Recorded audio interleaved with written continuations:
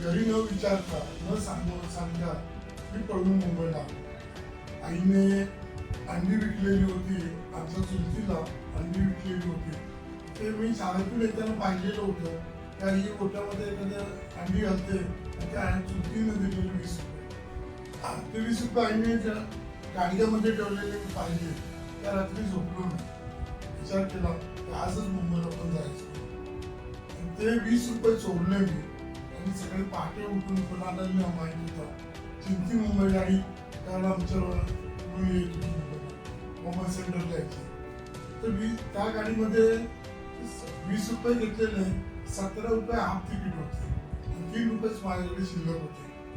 त्यात कोणताही विचार केला नाही. आपण आता निघालो जिकडे पुढा तिकडे मुरुपुरा आपली मराठी म्हण आहे, त्या मराठी म्हणीच्या हिशोबाने निघून गेलो. मुंबईत जाऊन काहीतरी बनवू, त्यालाच परत रिटर्न.